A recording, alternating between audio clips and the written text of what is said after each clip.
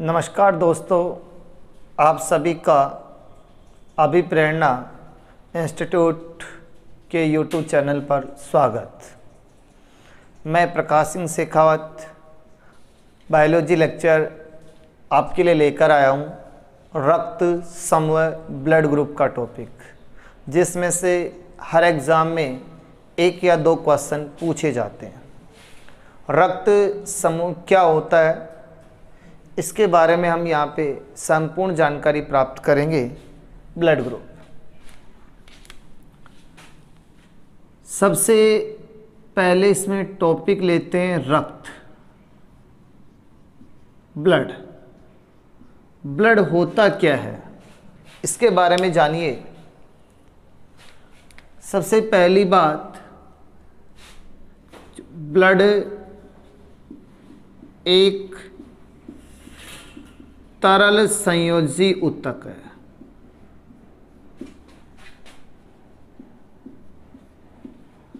कई एग्जाम में यही लाइन पूछी जाती है, रक्त क्या है, तो याद रखना है रक्त एक तरल संयोजी ऊतक है। पीएच, रक्त की पीएच कितनी होती है?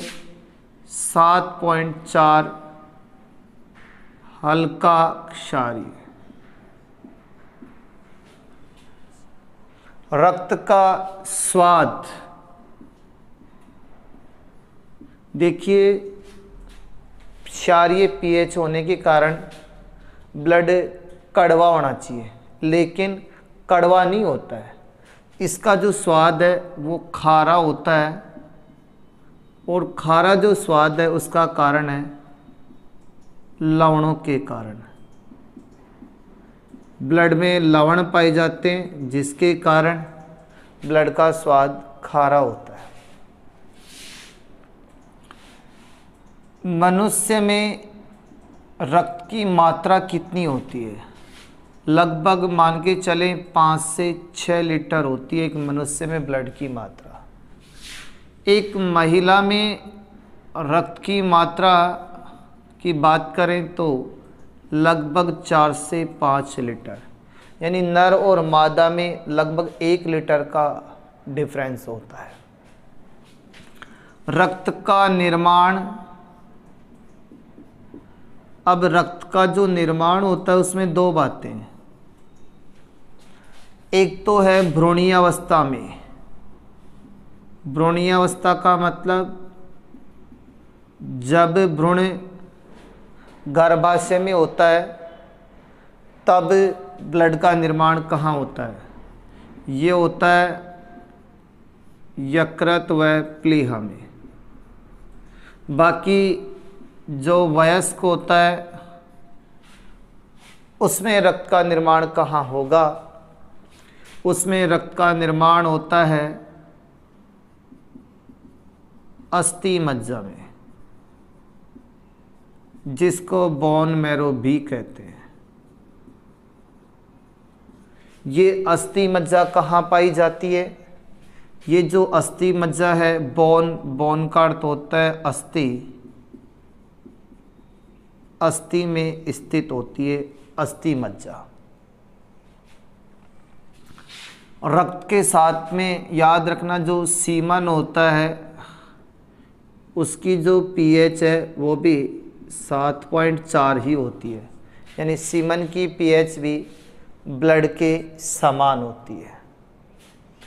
ये तो जनरल बात रही रक्त की।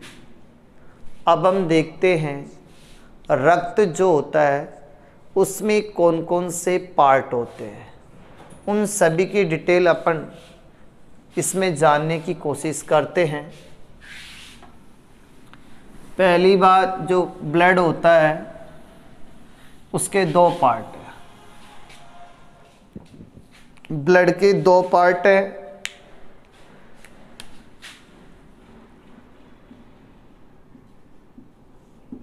सबसे पहला जो पार्ट है वो है, एक लिक्विड पार्ट होता है, एक सॉलिड पार्ट होता है। जो लिक्विड पार्ट होता है उसे हम नाम देते हैं प्लाज्मा। प्लाज्मा क्या होती है? देखिए, प्लाज्मा ब्लड का लिक्विड पार्ट है। दूसरी बात, प्लाज्मा की मात्रा जो है लगभग 45 से 55% होती है, यानी ब्लड का 45 से 55% भाग प्लाज्मा का होता है। प्लाज्मा में जल की मात्रा होती है लगभग 90 से 92%। प्लाज्मा में प्रोटीन की मात्रा होती है लगभग 7 से 9%। अकार्बनिक पदार्थों की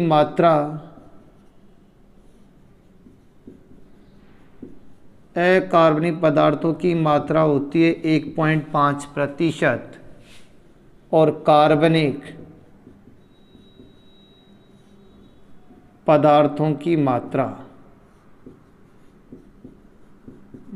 की अगर बात करें तो ये होती है 0.5%। प्लाज्मा में सबसे अधिक मात्रा में अगर कोई तत्व पाया जाता है तो वो है सोडियम। आपको विशेष याद रखना है, प्लाज्मा में सोडियम की अधिकता होती है। मैक्सिमम जो प्रोटीन है वो प्लाज्मा में पाई जाती है, लेकिन हम यहाँ पे मुख्यतया 3 प्रोटीन की बात करेंगे जो प्लाज्मा में पाई जाती है। सबसे पहली जो प्रोटीन है उसका नाम है एल्बुमिन। एल्बुमिन प्रोटीन क्या काम करती है? ये जो प्रोटीन है शरीर का परासरणीय नियमन करती है, तो इसका वर्क हो जाएगा परासरणीय नियमन करना। दूसरी जो प्रोटीन है उसका नाम है फाइब्रिनोजन।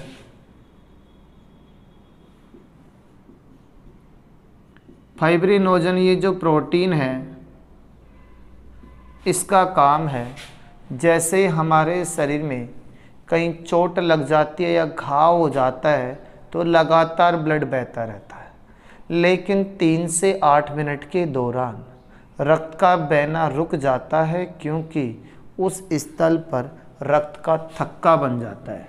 तो फाइब्रिनोजन जो प्रोटीन है उसका काम है रक्त का थक्का बनाना। रक्त का थक्का बनाने के लिए हम फाइब्रिनोजन प्रोटीन होती है। तीसरी प्रोटीन है उसका नाम है gamma globulin protein. Gamma globulin protein क्या काम करती है?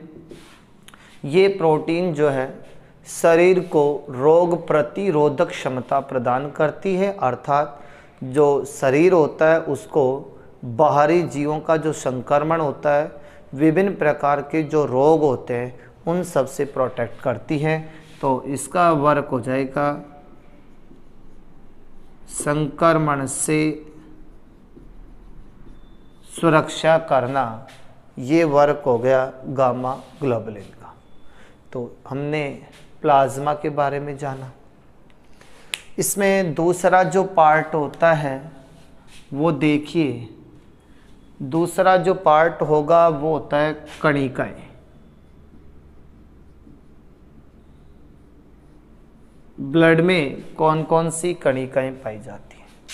तो हमारे ब्लड में कणिकाएं 3 होती हैं। एक होती है आरबीसी, एक होती है डब्ल्यूबीसी और एक होती है प्लेटलेट्स। प्लेटलेट्स को बिंबाणु भी कहते हैं। अब देखिए आरबीसी। आरबीसी पूरा नाम रेड ब्लड कॉर्पस्कल्स, लाल रुधिर कणिकाएं।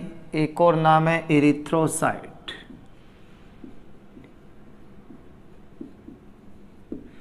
पूरी बायोलॉजी में याद रखना, अगर एरिथ्रो शब्द कहीं आता है तो वो हमेशा आरबीसी के लिए आता है।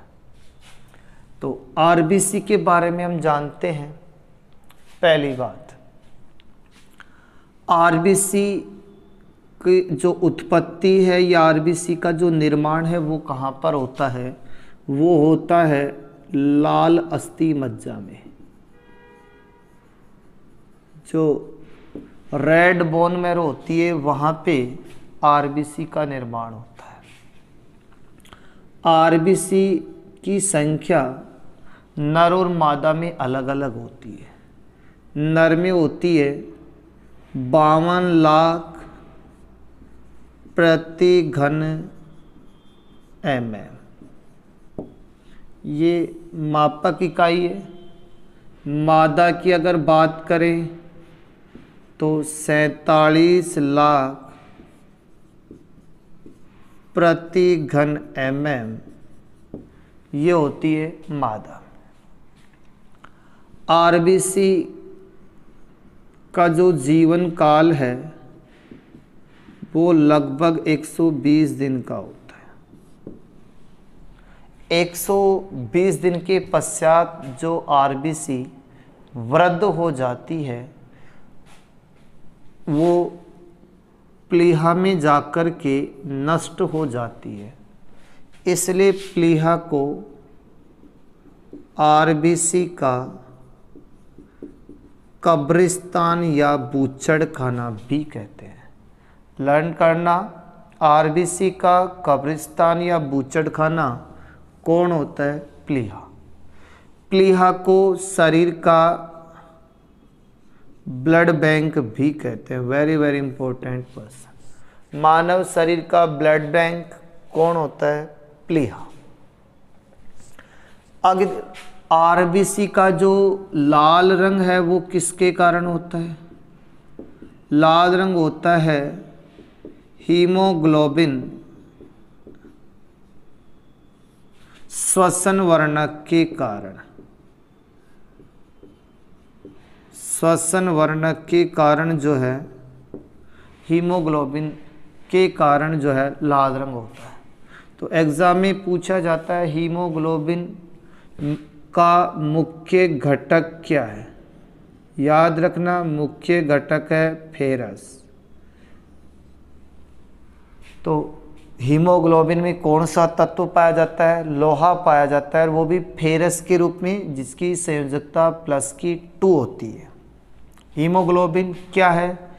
याद रखना, संयुग्मी चतुर्थ प्रोटीन है। हीमोग्लोबिन क्या है? संयुग्मी चतुर्थ प्रोटीन है।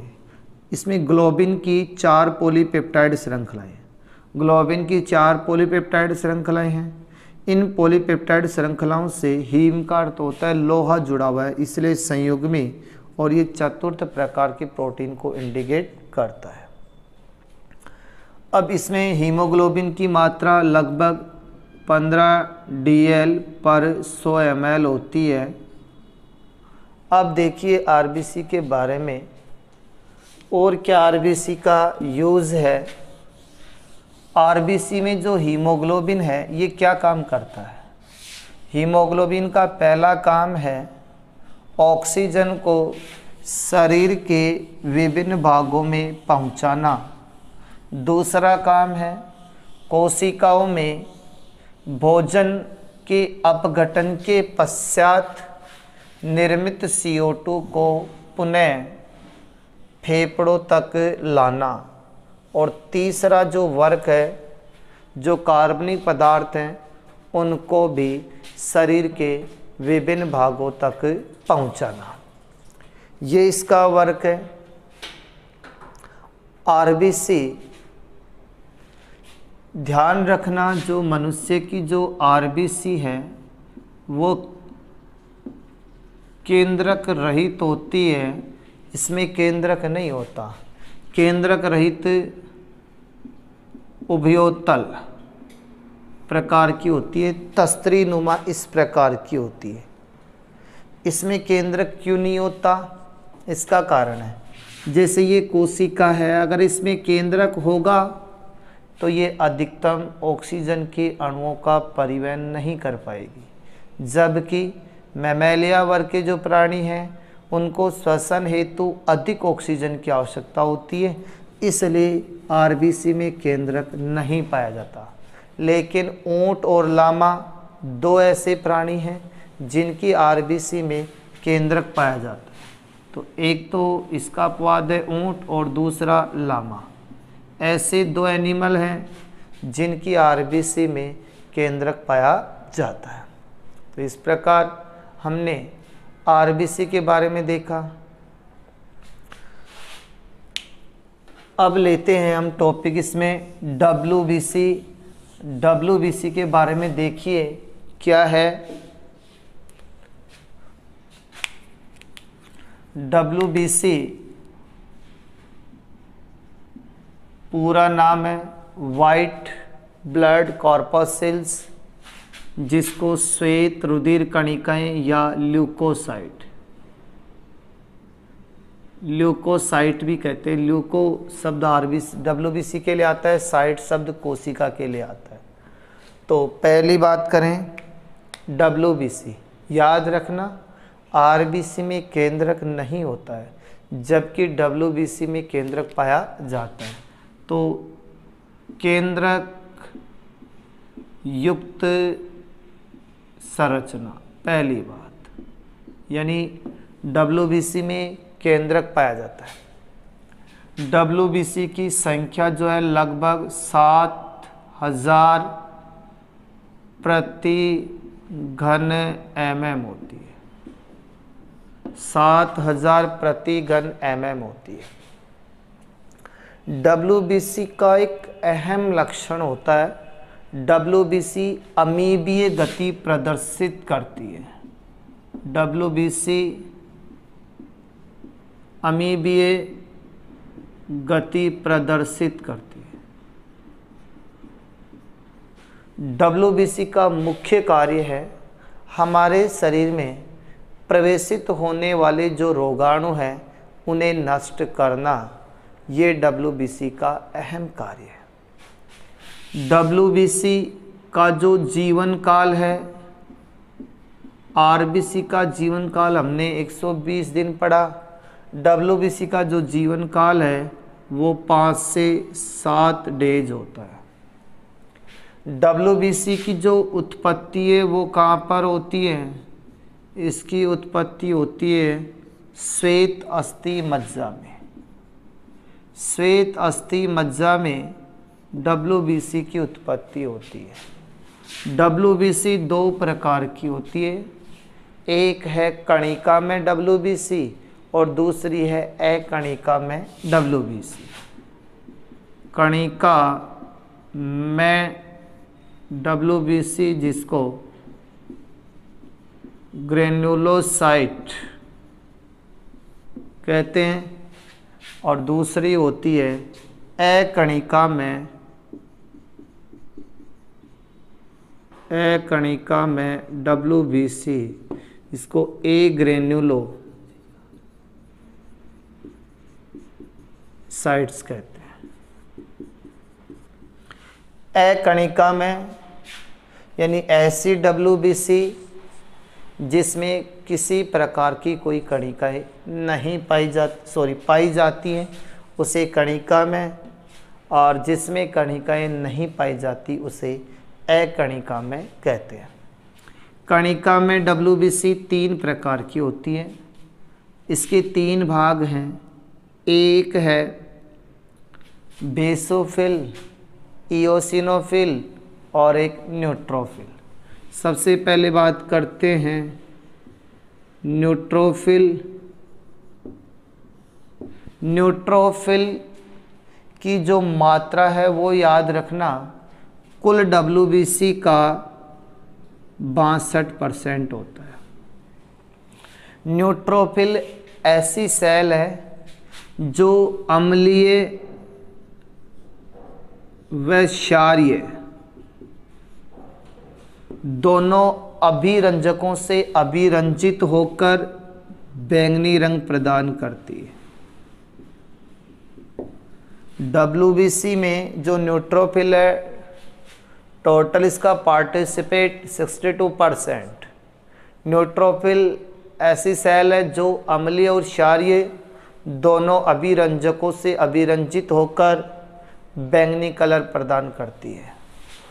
ये जो न्यूट्रोफिल है इस प्रकार की सेल होती है जो कोशिका भित्ति के आर पार आ भी सकती है और जा भी सकती है, इसलिए इसमें कोशिका पारण की कैपेसिटी पाई जाती है। डायपेडिसिस, कोशिका पारण की कैपेसिटी पाई जाती है।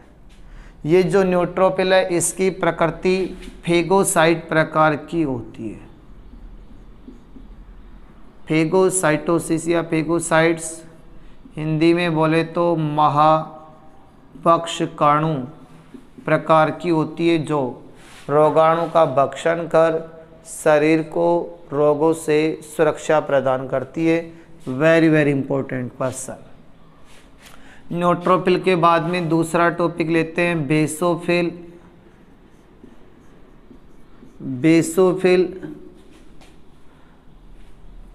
अब ये जो बेसोफिल है इसकी मात्रा टोटल WBC का मात्र 0.5% होता है।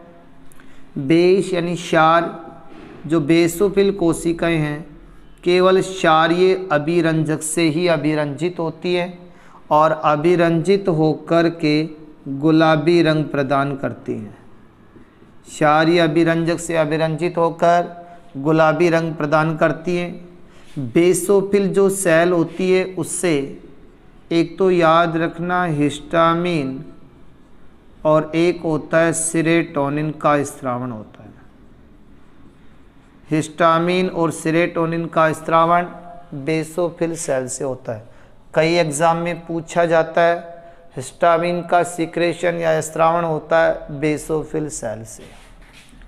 तीसरी बात करें इओसिनोफिल। इओसिनोफिल टोटल का लगभग 2.5% भाग होता है। इओसिनोफिल ये जो है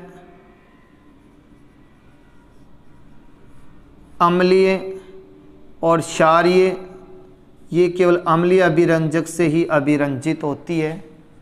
इओसिनोफिल, इओसिनोफिल जब किसी शरीर में बाह्य परजीवी का इन्फेक्शन हो जाता है, संक्रमण हो जाता है या एलर्जी हो जाती है, उसके दौरान इओसिनोफिल सक्रिय होती है। तो हमने ग्रैन्युलोसाइट के 3 पार्ट पढ़े, न्यूट्रोफिल, बेसोफिल एंड इओसिनोफिल। ए ग्रैन्युलोसाइट के 2 भाग। ए ग्रैन्युलोसाइट का जो पहला भाग है वो है मोनोसाइट। पहला पार्ट जो बनता है वो है मोनोसाइट।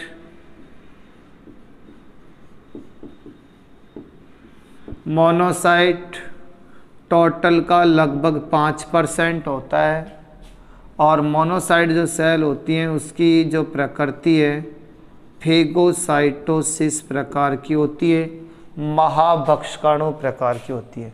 यानी हम बात करें मोनोसाइट्स एंड न्यूट्रोफिल, दोनों की जो प्रकृति है वो सेम होती है।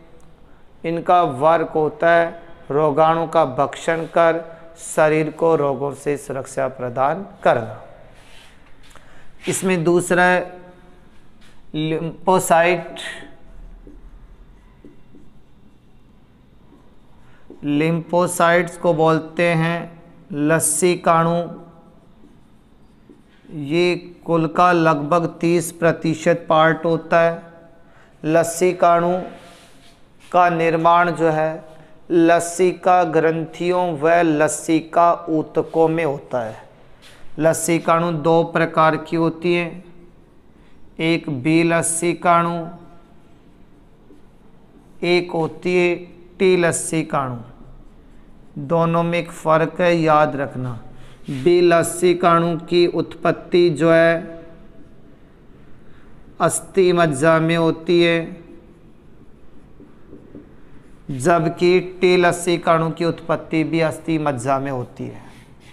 एवं बी लसीकणु का परिपक्वन व प्रशिक्षण हमेशा याद रखना अस्थि मज्जा में ही होता है। यानी बी लसीकणु की उत्पत्ति, परिपक्वन एवं प्रशिक्षण तीनों ही अस्थि मज्जा में होता है। जबकि टी लसीकणु की उत्पत्ति तो अस्थि मज्जा में होती है एवं परिपक्वन व प्रशिक्षण हमारे हृदय के पास में पाई जाने वाली ग्रंथि थाइमस में होता है। तो इसका परिपक्वन एवं प्रशिक्षण थाइमस ग्रंथि में होता है। इस प्रकार हमने WBC के 2 पार्ट बनाए, ग्रेन्युलोसाइट एंड ए ग्रेन्युलोसाइट। तो ए ग्रेन्युलोसाइट के 2 पार्ट, एक मोनोसाइट एक लिम्फोसाइट। अब देखिए WBC के पश्चात इसमें तीसरा टॉपिक है, उसको बोलते हैं बिंबाणु, प्लेटलेट्स। तो प्लेटलेट्स के बारे में देखिए, हमने कहा बिंबाणु को इंग्लिश में प्लेटलेट्स कहते हैं। अब प्लेटलेट्स के देखिए, यह प्लेटलेट्स RBC के जैसे ही केंद्रक रहित स्ट्रक्चर होती है। तो ये केंद्रक रहित संरचना होती है। केंद्रक रहित संरचना कौन होती है? बिंबाणु। बिंबाणु की संख्या 3 लाख प्रति घन mm होती है। यानी इसकी संख्या लगभग कितनी होती है? 3 लाख। इसकी उत्पत्ति की बात करें तो उत्पत्ति होती है इसकी अस्थि मज्जा की मेगाकैरियोसाइट में।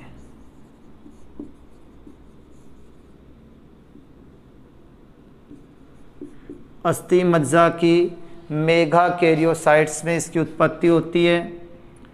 इसका जो जीवन काल है वो मात्र 3 से 4 दिन का होता है और इसका जो कार्य है वो सबसे अच्छा कार्य एक ही है, इसका रक्त का थक्का बनाना।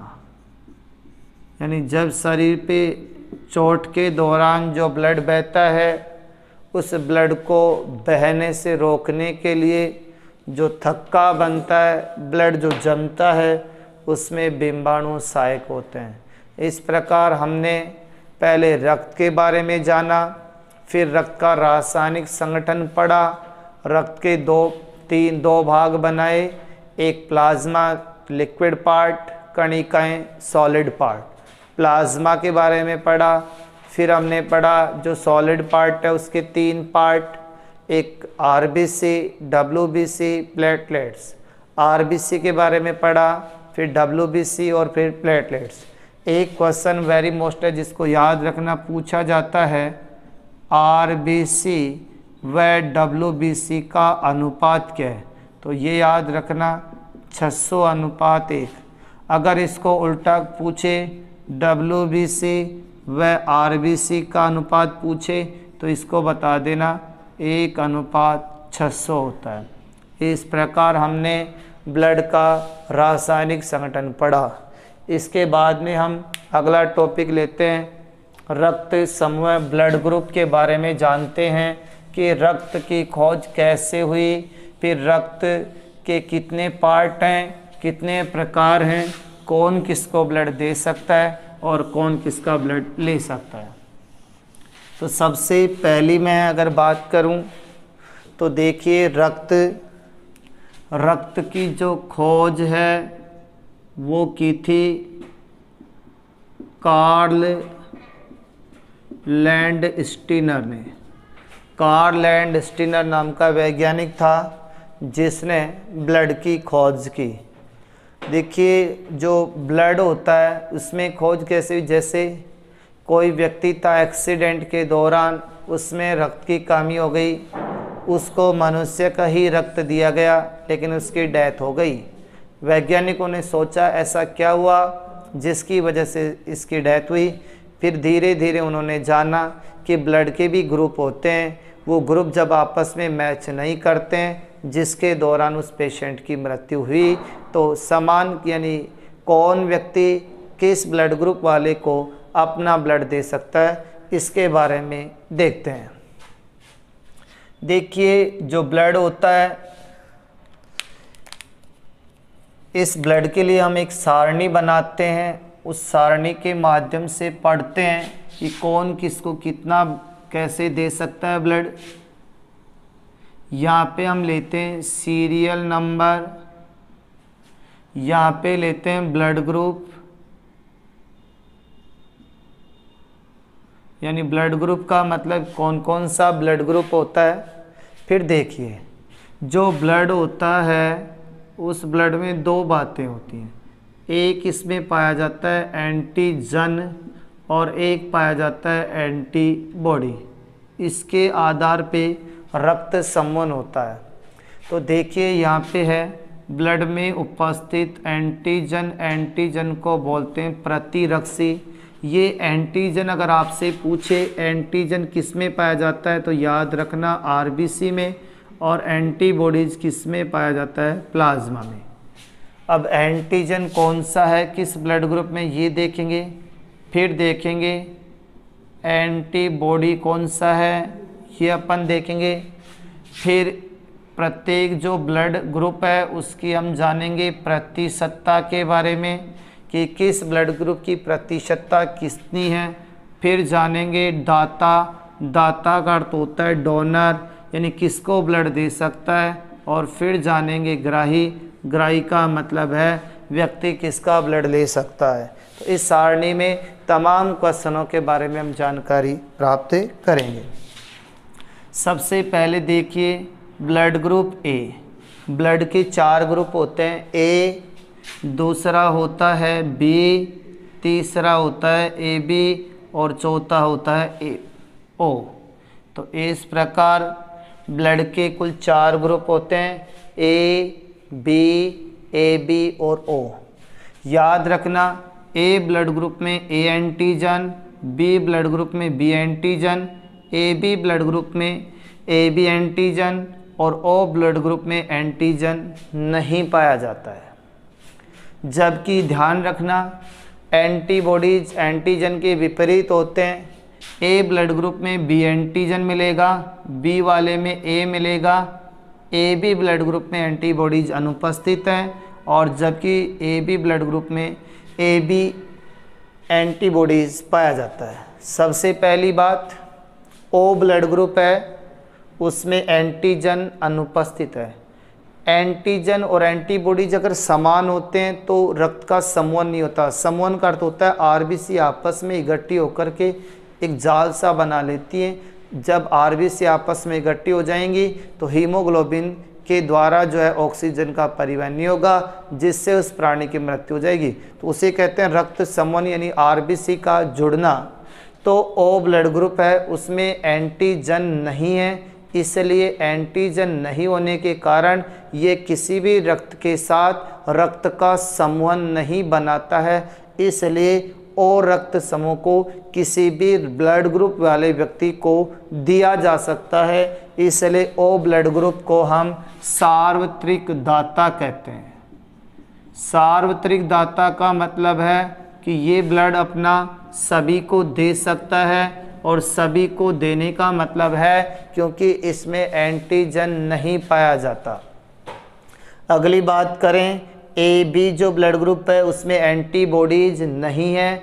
एंटीबॉडीज नहीं होने के कारण यह हर एक व्यक्ति का रक्त ले सकता है। इसलिए जो ब्लड ग्रुप ए बी है उसको हम कहते हैं सार्वत्रिक ग्राही। याद रखना सार्वत्रिक ग्राही की बात करें तो ए बी है, और सार्वत्रिक दाता की बात करें तो ओ ब्लड ग्रुप है।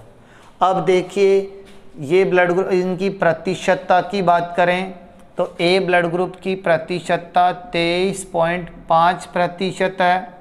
बी ब्लड ग्रुप के लोग जो है 34.34% हैं, AB वाले भी 34.34% हैं और O वाले मात्र 7.5% लोग हैं।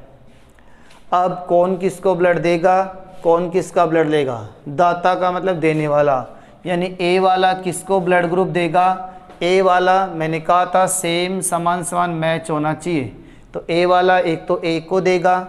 दूसरी बात, अभी अपन ने पढ़ा AB में क्या एंटीबॉडीज अनुपस्थित होने के कारण सार्वत्रिक ग्राह्य है, इसलिए A वाला A को दे सकता है और किसको दे सकता है? AB को दे सकता है। फिर B को देगा क्या? नहीं। O को देगा क्या? नहीं। B वाला किसको देगा? B को देगा। और सार्वत्रिक ग्राही कौन है? AB। AB वाला सिर्फ केवल AB को ही देता है, अदरवाइज को नहीं दे सकता। O वाले में एंटीजन अनुपस्थित होने के कारण ये सभी को देता है, A को भी देगा, B को भी देगा, AB को भी देगा और O को भी देगा। तो इस प्रकार ये दाता की श्रेणी हो गई। ग्राही में A वाला किसका ब्लड लेगा?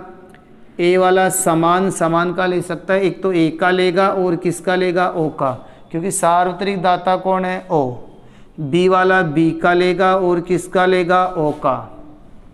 AB वाला सार्वत्रिक ग्राह्य क्यों है? एंटीबॉडीज अनुपस्थित होने के कारण, इसलिए सभी का ब्लड लेगा, A का भी लेगा, B का भी लेगा, AB का भी लेगा, O का भी लेगा।